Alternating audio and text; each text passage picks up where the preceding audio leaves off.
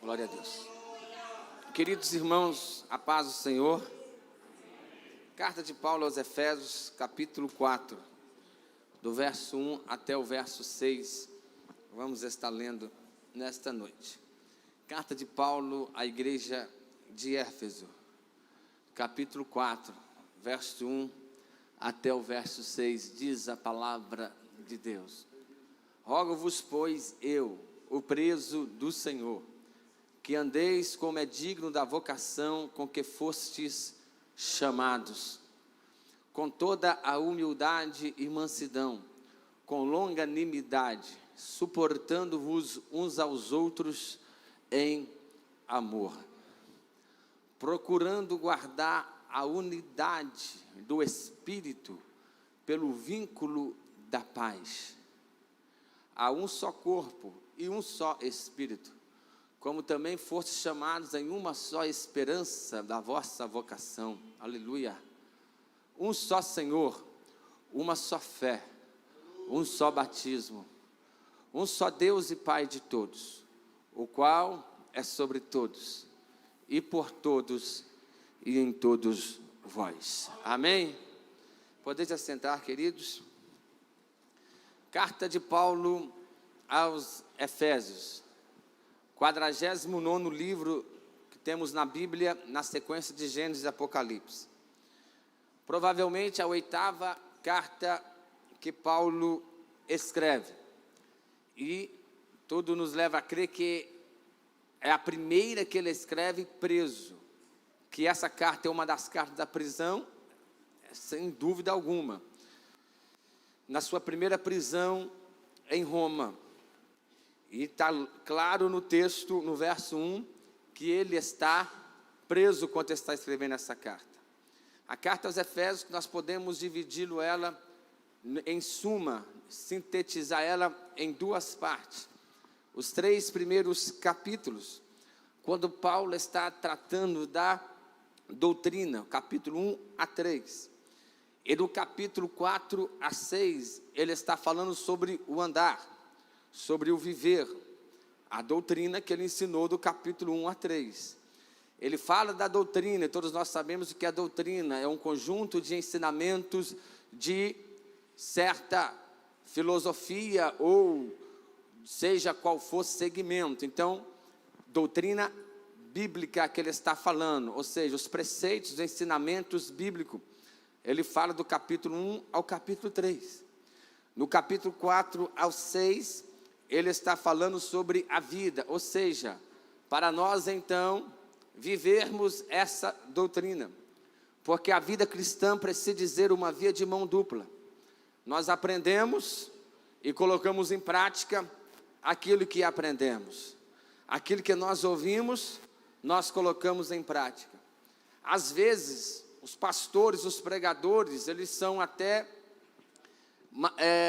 de certo ponto mais cobrado, até mesmo que a Bíblia diz, né, que quem ensina maior juízo trará sobre si, porque principalmente quem não faz uso do microfone, gosta daquelas piadinhas, subir no púlpito e pregar é fácil. Eu não sei se pregar é fácil não, eu acho difícil. Difícil é você descer e viver o que prega. Então quer dizer que é só o pastor que tem que viver o que prega? Não, que ele não tem, todos precisam de viver. Aí eu gosto de abrir o parâmetro e dizer, ouvir é muito bom, mas tão bom quanto ouvir é viver aquilo que nós ouvimos, é colocar em prática aquilo que nós ouvimos, aquilo que nós aprendemos. É isso que Paulo começa a dizer a partir do capítulo 4 da carta que ele escreve à igreja de Éfeso. Do 1 a 3 ele está doutrinando, do 4 a 6 ele está falando sobre viver essa doutrina. Por isso que ele começa no versículo 4 suplicando, rogando. Ele disse, rogo-vos, pois. Esse pois aqui, ele está fazendo a junção. Ele está dizendo, de tudo que eu falei com vocês nesses 3 primeiros capítulos, né, as cartas não tinham capítulo, depois que veio a divisão, ou seja, tudo que eu disse para vocês até agora, pois eu, o preso do Senhor. Quando Paulo está dizendo, eu, o preso do Senhor, meus irmãos, ele estava preso literalmente. Essa era a autoridade de Paulo. Essa era uma das autenticidades do seu ministério. Deixa eu parar um pouquinho aqui sobre falar a situação de Paulo preso, porque ele escreve também Filipenses quando ele estava preso. E lá para a igreja de Filipos, ele é mais preciso ainda. Aleluia. Quando ele disse no capítulo 1, no verso 12, irmãos, quero que saibais que as coisas que a mim aconteceram, aleluia, contribuíram para maior proveito do Evangelho. Olha o que Paulo está dizendo: eu não estou importando porque eu estou preso, eu não estou importando porque eu estou com algema, eu estou feliz porque eu estou vivendo o propósito de Deus na minha vida. Aleluia. Às vezes nós murmuramos por pequenos problemas, por pequenas dificuldades, reclamando, mas aprendemos com Paulo nesta noite. Paulo está preso, mas está doutrinando a igreja. Paulo está preso e está escrevendo. Paulo está preso e está entendendo, há um propósito de Deus por causa das minhas prisões, e ele explica a igreja de Filipenses, lembrando que a carta aos Filipenses é a carta da alegria. Pelo menos 16 vezes ele diz: regozijai-vos, alegrai-vos, preso, mas alegre. Tem muita gente que estava solto e triste, ele preso ou alegre, porque a alegria não consiste em estar preso externamente, a alegria consiste em estar cumprindo os propósitos de Deus aqui na terra. Aleluia. Aí ele diz: de maneira que as minhas prisões em Cristo foi manifesta por toda a guarda pretoriana. Igreja do Senhor, o teu sofrimento, as tuas dificuldades, as intempéries da vida, se tu está fazendo a vontade de Deus, se tu está de acordo com a palavra de Deus, escute aqui, tem propósito de Deus em todo sofrimento. Em cada dificuldade tem um propósito de Deus. Propósito imediato, propósito a médio prazo e propósito a longo prazo. Paulo, rogando, o preso do Senhor, a prisão dele tinha um propósito imediato.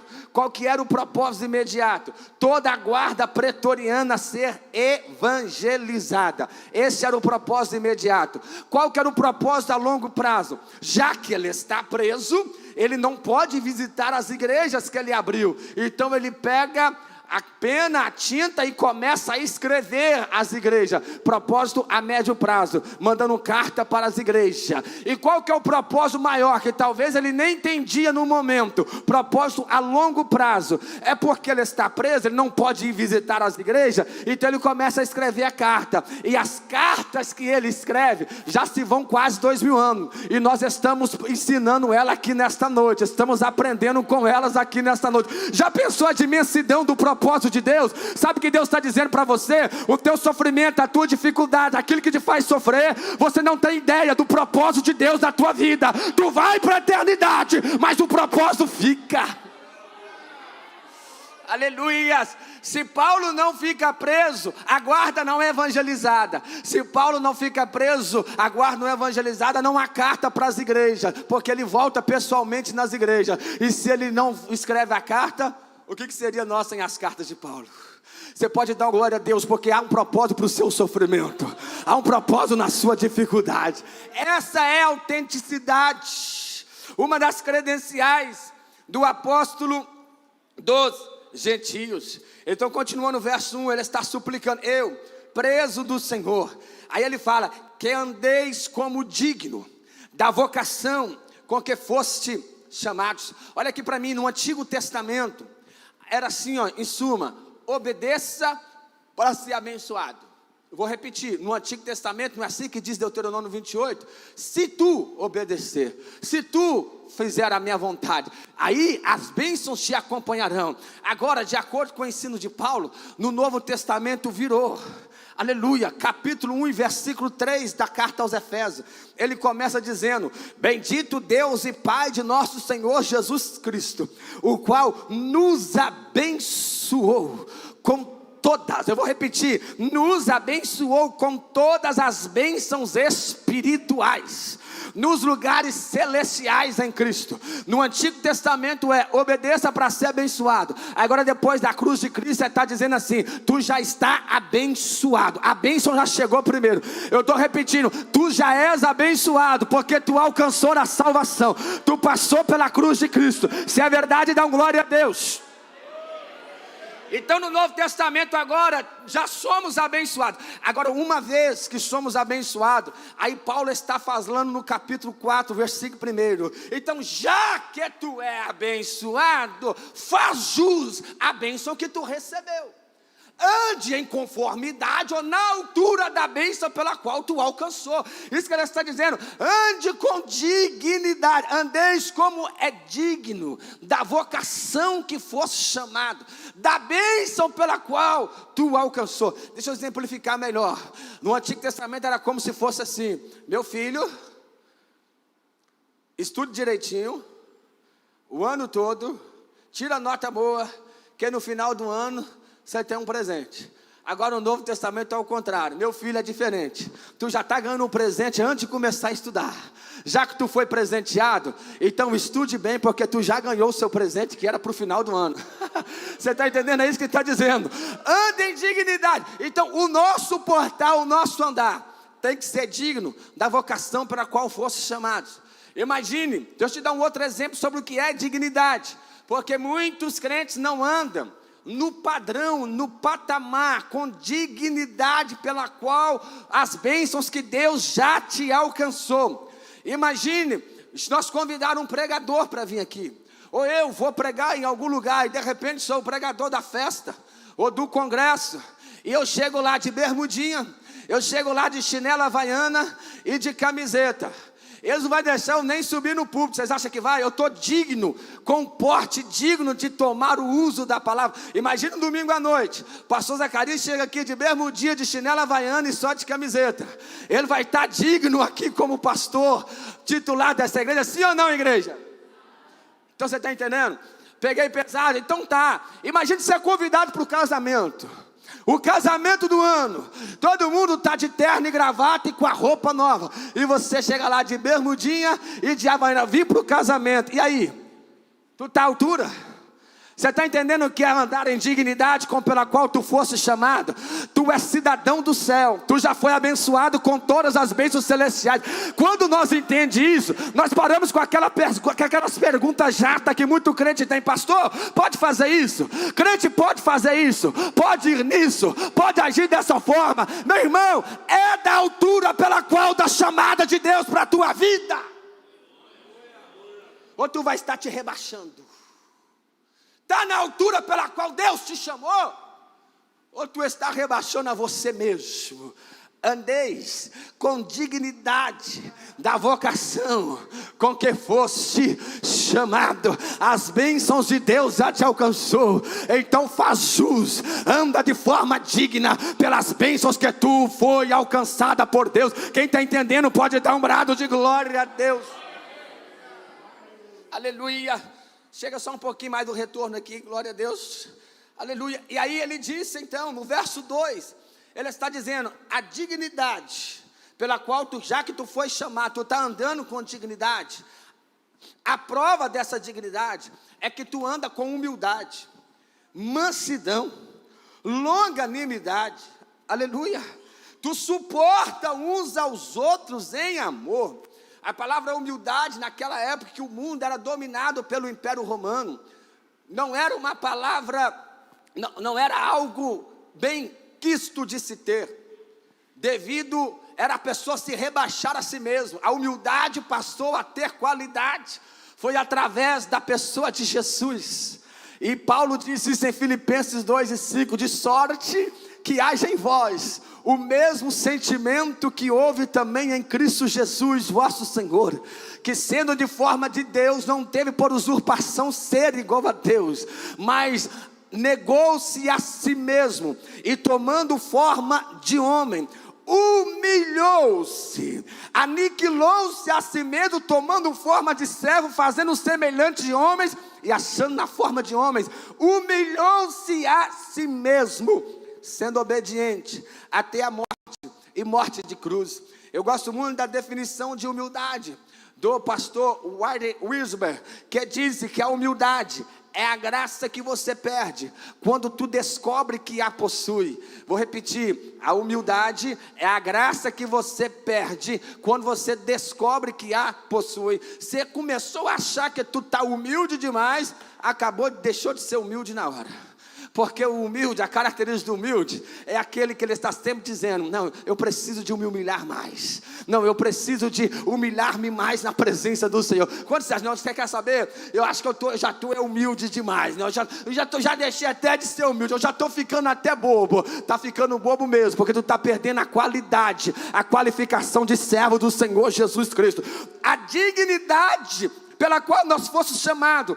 Anda com humildade, anda com mansidão, anda com longanimidade. Humildade e mansidão são irmãos gêmeos. Irmãs gêmeas andam junto. Longanimidade é a mesma paciência, longânimo. Já viu pessoas que dizem assim: o meu estupim é curto, é mais curto que coice de porco. Quem já ouviu isso? O outro fala assim: nem estupim eu não tenho mais. Irmão, sabe às vezes que acontece conosco? Nós às vezes gostamos de justificar os nossos erros, justificar os nossos pecados, justificar as nossas obras da carne. Desde quando se estuda psicologia e se aprendeu os tipos de temperamento: melancólico, fleumático, qual que é os outros? Sanguíneo e colérico, né? Os 4 tipos de temperamento. Aí tem irmão que fica assim, que deixa a carne falar alto, aí fica chuchuzinho: é porque eu sou melancólico, eu sou sentimental, não consigo perdoar. Tu está precisando de ter a vida controlada pelo Espírito Santo. Outros: não, porque eu sou colérico mesmo, e eu sou sanguíneo, e comigo não tem disso não. Meu irmão, é Paulo que está ensinando: humildade, mansidão e longanimidade, suportando uns aos outros. Eu creio, meu irmão, escute aqui, eu creio que nós, movidos pelo poder do Espírito Santo, não tem essa, meu irmão, de justificar os nossos erros, nossos pecados e as nossas obras da carne no nosso temperamento. Tu precisa de ter a vida dominada pelo Espírito Santo. Você quer ver a prova disso? Você já viu um crente nervoso quando ele sai da oração? Não tem. Não tem. Você já viu um crente sem paciência? Acabou de orar. Oxe, a mãe acabou de orar. O filho pode virar a casa de pernas para o ar e ela está: deixa. Porque o fervor do Espírito ali está ativo. Faz o teste. Passa pelo menos 30 minutos orando, só 30 minutos, e levanta. Você vai ver como que você vai estar longânimo. Você vai ver como você vai suportar. Esse negócio: não suporta esse marido meu, não suporta essa mulher minha, vou acabar separando. Não suporta esse patrão, qualquer hora eu chego, eu mando a carteira e digo: bate aí que eu não volto aqui mais. Não suporta esse funcionário. É porque está faltando a ação do Espírito Santo. Tu não está andando com dignidade. Mas Paulo disse: eu estou reforçando nesta noite: andeis com dignidade pela qual fosse chamado. Humildade, mansidão, longanimidade, paciência, suportando-vos uns aos outros em amor. O tempo é exíguo, deixa eu ir para terminar aqui. Procurando, verso 3. Estou pregando hoje um estilo que não tem costume, né? Expositivamente, é isso, pastor? Versículo por versículo. Eu prego geralmente temático ou textual. Mas vamos lá: procurando guardar, verso 3, já falei do verso 1, do 2, agora do 3. Procurando guardar, em outras versões diz perseverar, ou preservar a unidade do Espírito pelo vínculo da paz. Olha aqui para mim: unidade é diferente de uniformidade. Unidade não é uniformidade. A uniformidade, vai ter um congresso aí das mulheres vitoriosas em dezembro. As irmãs vão ter uniforme, todos vão estar exteriormente igual. Mas infelizmente pode ter alguém que não vai estar na unidade por ter, tá? Se dependesse de mim, não era assim. Não era esse cantor, não era essa cantora, não era esse pregador. Comigo fazia diferente, mas eu estou aqui. Então, a unidade ela é interna. Uniformidade ela é externa. A unidade ela é interna, e ela na igreja ela é gerada pelo Espírito Santo. É mais ou menos assim. Cadê meus filhos? Estão aí? Cadê o Gideon Júnior? Vem cá, meu querido, ajuda o papai a pregar aqui. Davi e Luca, vem cá, vocês dois, vem aqui. Vou exemplificar o que é unidade para vocês. Diferente de uniformidade. Esses filhos meus aqui são uma bênção, né? Aleluia. Eles nem estão querendo viajar comigo mais, porque eu dou exemplo deles pregando fora. Fica aqui, esse aqui é o mais velho, Gedeão Júnior. Esse é o mais novo, Davi Luca. Olha só, vou exemplificar a unidade aqui. A unidade está aqui nos dois. Porque no sangue deles corre o DNA meu e da mãe deles, da Débora. Então eles têm unidade. Nos genes, nos DNA, eles são unidos. Não vai acontecer jamais. Eles podem brigar entre eles. Eles podem se distanciar. Ele pode ir lá para Roraima, Boa Vista, e ele ir lá para o Rio Grande do Sul, Porto Alegre, e nem ligar um para o outro. Isso é bonito? É legal? Não quero que isso aconteça, é desfavorável. Mas medo que isso acontecer, não tem como eles ficar desunidos, porque o mesmo DNA que está no sangue dele, do mesmo pai e da mãe, está aqui no sangue dele também, você está entendendo? Aí escute, a uniformidade é gerada pelo homem, é exterior. Oh glória, eu estou sentindo Jesus aqui. A unidade é gerada pelo Espírito Santo, é interna. Caramba, você está entendendo? Fica aqui, meu querido. É muito forte isso. A unidade é externa. Por isso que a Bíblia diz: perseverar, conservar, procure guardar, conservar, preservar a unidade do Espírito pelo vínculo da paz. É mais ou menos assim, ó. Eles estão unidos, mesmo que esteja no Roraima e mesmo que esteja em Porto Alegre, porque eles têm o mesmo DNA. É aqui que Jesus está nos ensinando aqui pelo apóstolo Paulo. Faz o seguinte: junta eles pelo vínculo da paz. Já que eles têm unidade interna, então vamos preservar isso exteriormente. Vamos juntar eles exteriormente.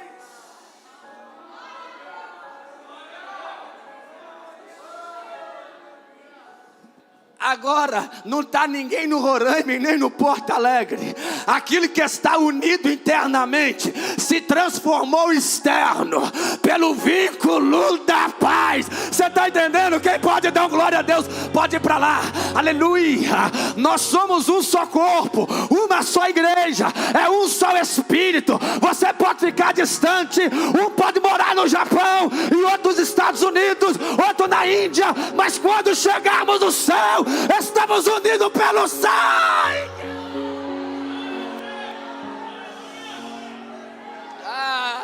Quem pode dar glória a Deus nesta noite?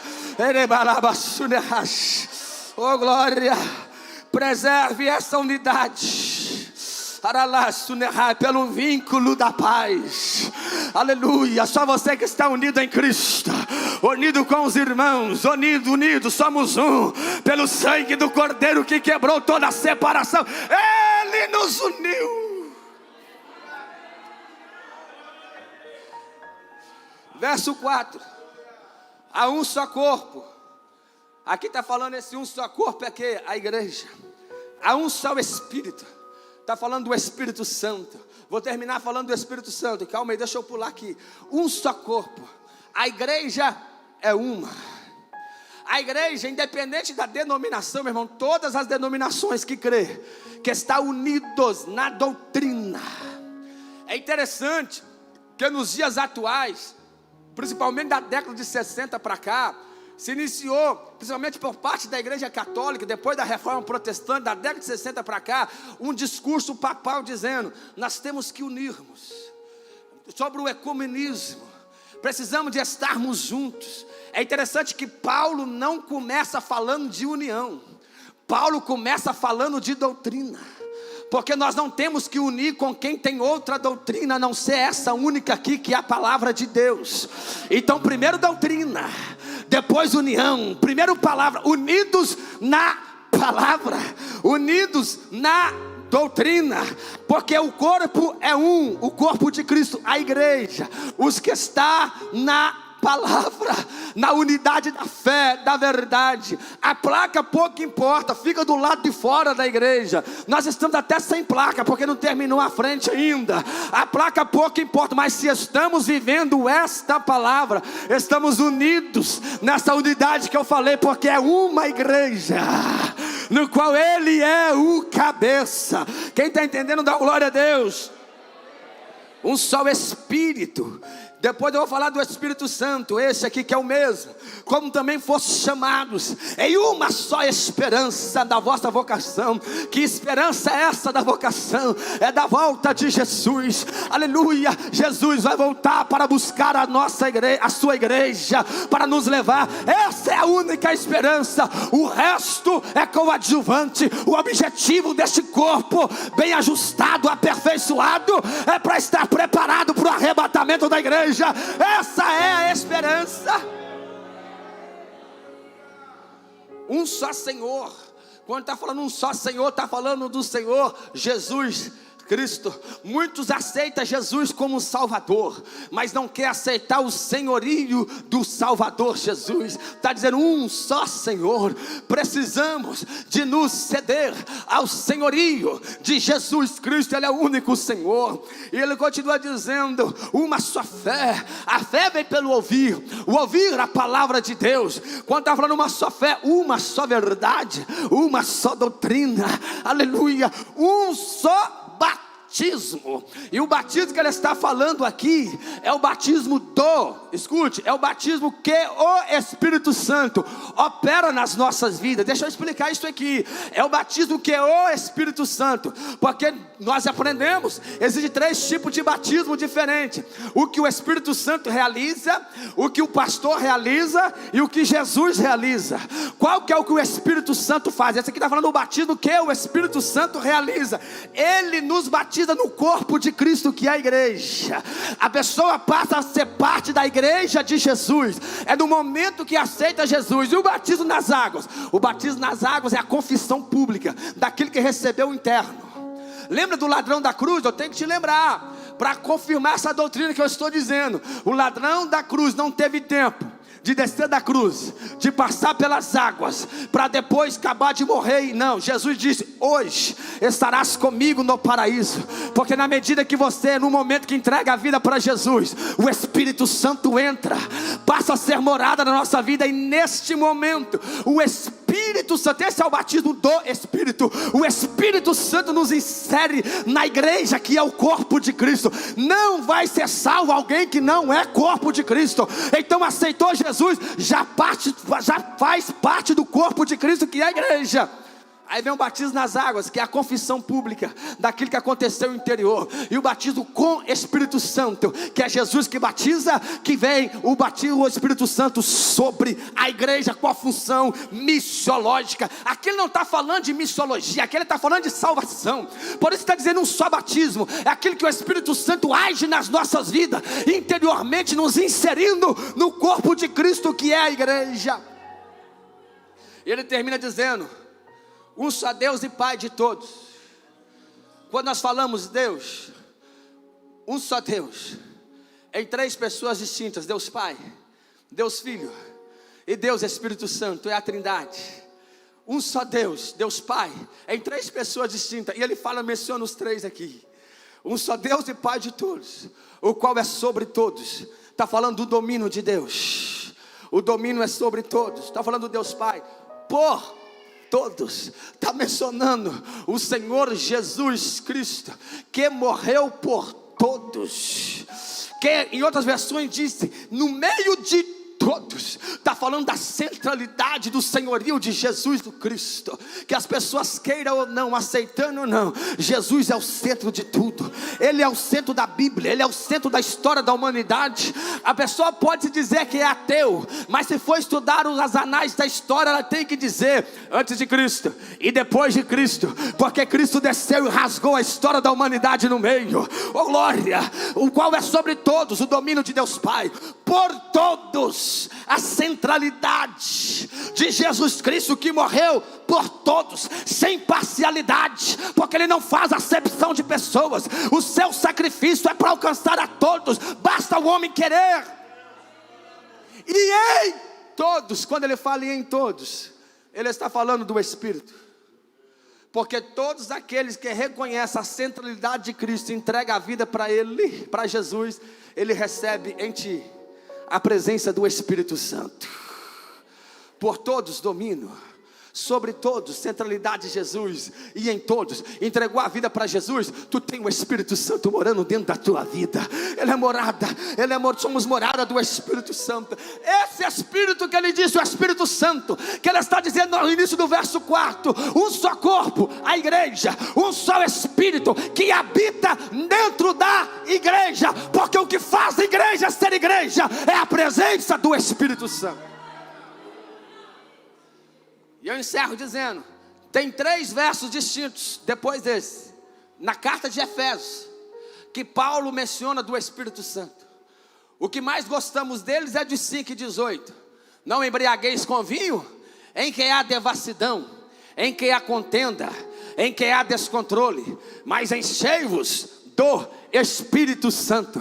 E nós gostamos desse versículo, não tem problema nenhum gostar, eu gosto desse versículo, prego muito nesse versículo, já vou encerrar nele aqui. Mas antes de 5 e 18, observe que Paulo fala do Espírito Santo em Efésios 1 e 13.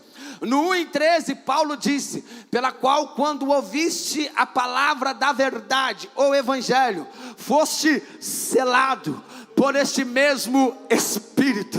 No 1 e 13, o Espírito Santo sela a nossa vida e passa a fazer morada em nós. No 5 e 18, a ordem é o Espírito Santo nos encher, é ser cheio do Espírito Santo, é o Espírito Santo sobre as nossas vidas. Eu já preguei isso aqui 1 mês atrás, numa terça-feira. Espírito Santo dentro e o Espírito Santo sobre. O Espírito Santo dentro, Paulo está dizendo em Efésios 1 e 13. O Espírito Santo sobre, ele está dizendo em Efésios 5 e 18. E é interessante que em 5 e 18 ela está dizendo, começa com a negativa, o lado negativo, não embriagueis com vinho. É só você substituir a palavra vinho por qualquer outra coisa que domina a sua vida, porque ele está falando do vinho. O vinho alcoólico, o vinho é o exemplo do álcool, ele domina o ser humano. Então Paulo está dizendo, você não pode ser dominado pelo álcool, mas você não bebe talvez, mas talvez tu é dominado pela mentira, talvez tu é dominado pelo engano, pela pornografia, pela prostituição, pelo adultério, pela inveja, por qualquer obra da carne. Então Paulo está dizendo, não se embriaga com vinho, ou seja, não seja dominado por nada que te leva ao descontrole. Essa é a negativa. Aí vem um lado positivo, mas enchei-vos do Espírito. Certa vez, há muitos anos atrás, perguntaram para o Billy Graham, no sul da Flórida, nos Estados Unidos: Billy Graham, precisamos de disciplinar um diácono, precisamos de disciplinar o irmão fulano de tal, porque ele embriagou com vinho. Billy Graham disse, maravilha, mas seria bom também, se nós disciplinasse todos os crentes que não são cheios do Espírito Santo, porque o mesmo pecado de quem se deixa tomar, embriagar pelo vinho, comete aquele que leva uma vida vazia do Espírito Santo. Porque Paulo não está dando uma sugestão, eu sugiro para vocês, eu dou uma opção para vocês. O grego que foi escrito, Efésios 5,18, é uma ordem imperativa. Ele não está sugerindo e não está dando opção, ele está dando uma ordem: enchei-vos deste mesmo Espírito. Eu não fugi do texto. Por que eu estou falando Efésios 5,18? Porque eu estou aqui, um só Espírito, esse mesmo Espírito que nos une na fé, que age no único corpo que é a igreja. Esse mesmo Espírito, nós somos selados com ele no 1 e 13, Espírito dentro, e somos cheios dele em 5 e 18, Espírito sobre. Só que nesse intervalo, muitos crentes é selado pelo Espírito Santo, escute aqui, mas não chega no 5 e 18 para receber o Espírito Santo sobre. Sabe por quê? Porque ele para no 4 e 30 de Efésios.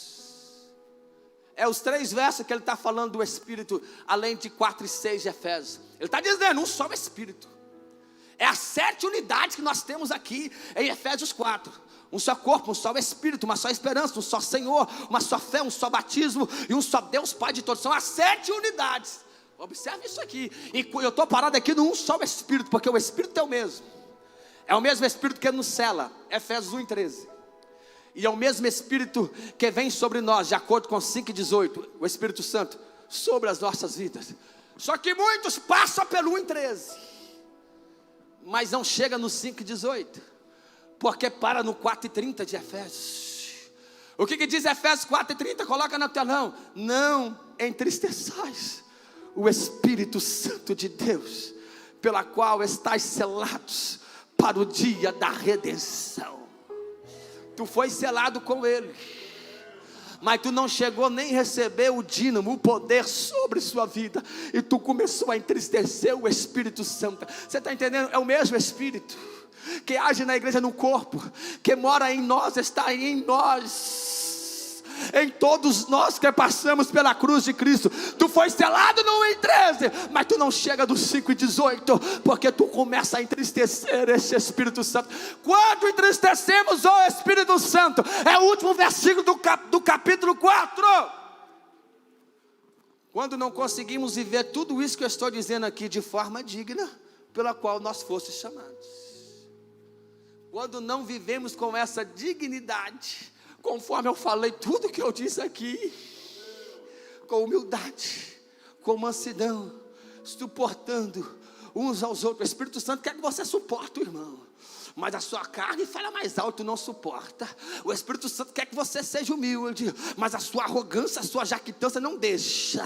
O Espírito Santo quer que você seja manso, mas você justifica a sua arrogância e o seu não leva o desaforo para casa no seu temperamento e tal. E aí o Espírito Santo vai entristecendo.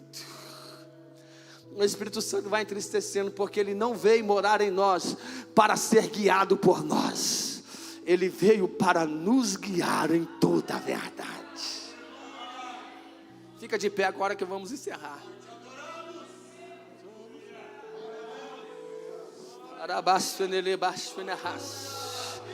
Tu é parte do corpo de Cristo. Tu é membro do corpo de Cristo. Tu é membro do corpo de Cristo. Cadê os membros do corpo de Cristo nesse um só corpo? Você que serve um só Senhor, você que recebeu esse mesmo Espírito. E a pergunta que tu precisa responder é: o Espírito Santo está triste ou alegre com você? É o mesmo Espírito que te selou. O Espírito Santo está triste ou alegre com você? Fecha os seus olhos aí e pergunta aí agora se o Espírito Santo tu está triste ou alegre comigo? Não me entristeçais, o Espírito Santo de Deus. O Espírito é o mesmo. A igreja é a mesma, é uma igreja, é um Espírito.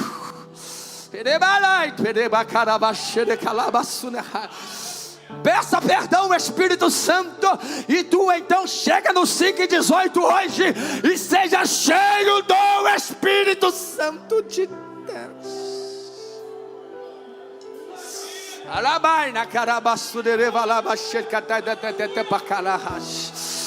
Começa a falar aí com o Espírito Santo.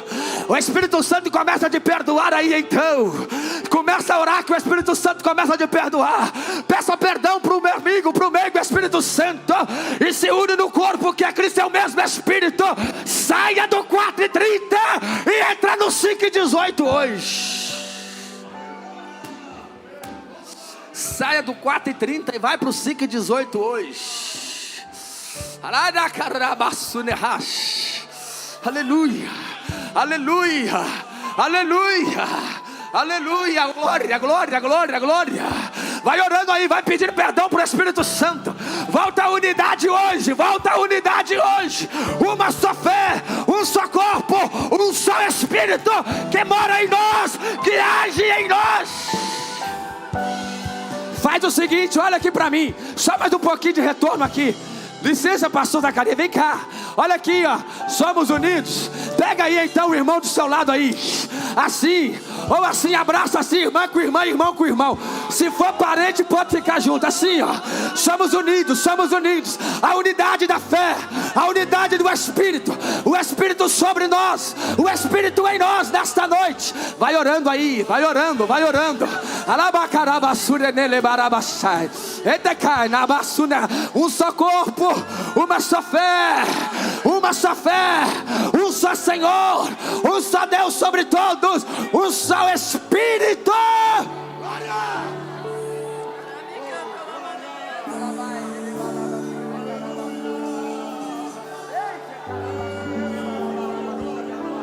Vai dando glória, vai dando glória. A unção que está na tua vida passa para o irmão da direita e da esquerda. Somos um só corpo, espirituais em todos nesse momento. Vai dando glória. Batida com o Espírito Santo, Jesus. Renova, Jesus. Ativa dons espirituais. Oh glória, oh glória, oh glória.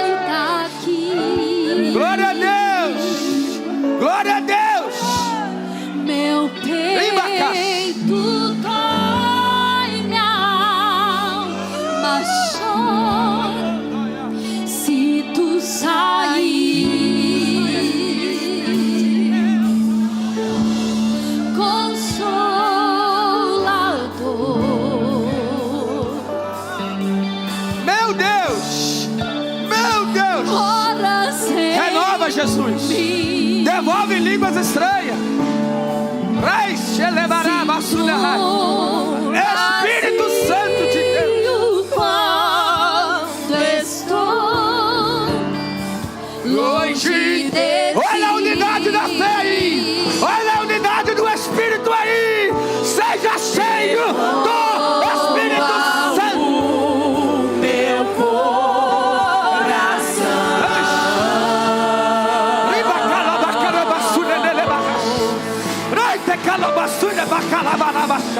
seja cheio. Vezes que sem perceber. Toma a tua igreja, Espírito Santo. Tenha liberdade. Somos um corpo do mesmo Espírito. Mas não afaste sua presença.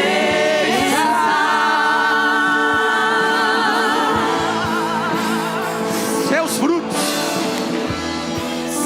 frutos me fazem viver.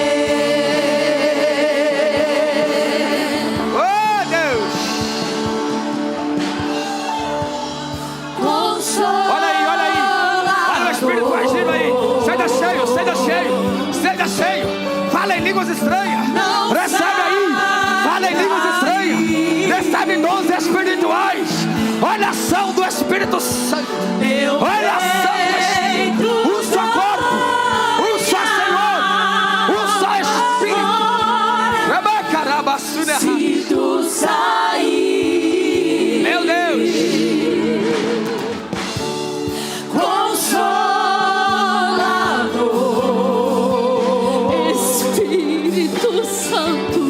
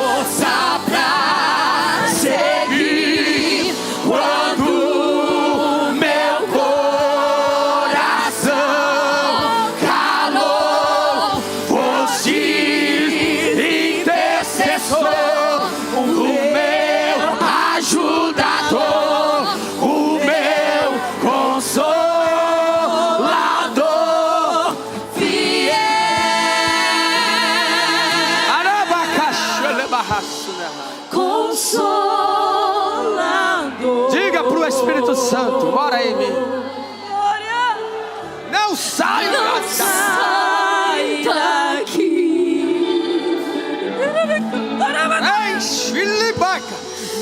Respeita cá, Glória.